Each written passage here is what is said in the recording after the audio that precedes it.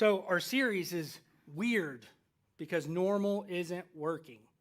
This type of weird that Pastor Jonathan was talking about last week, it's a godly weird. It's not like, oh, that guy's a little creepy weirdo over there, you know? Or what they did was like kind of weird, right? It's like a godly weird.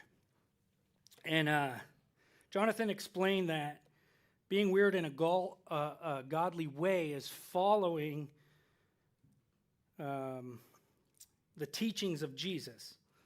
And following the teachings of Jesus in this world is weird to people, right? Because they consider normal, conforming to everything, and it's just not working, right? It's just not working. It didn't work for me. Just living life, going through work, just attending church on Sunday, maybe a Bible study here and there, maybe a home group. You'll have the opportunity this fall to join a home group.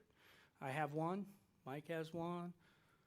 Won't say Randy, his is really packed, but you know, there's a lot of faithful people, and if you're interested, come see me. But these groups and these things that we do are just, they're normal steps of life, right? Normal. We're going through normal stuff.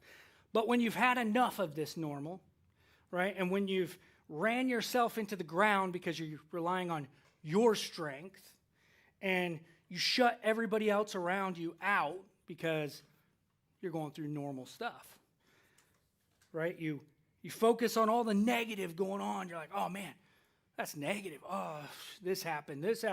Oh, how many of you have asked somebody, hey, how's your day going? And they said, oh, it's horrible. Right? They're like, oh, yeah, everything's great.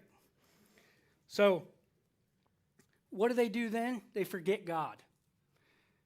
And then something crashes. Something happens. And then they call for God. They're like, hey, God, I need you to bail me out of this situation. Right? Anybody been there? You don't have to say. You're all perfect. It's okay.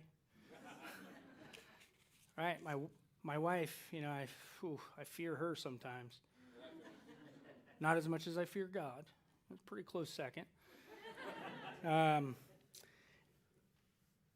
It's just so good to have God and the Spirit and being committed. So committed is kind of what I'm talking about today.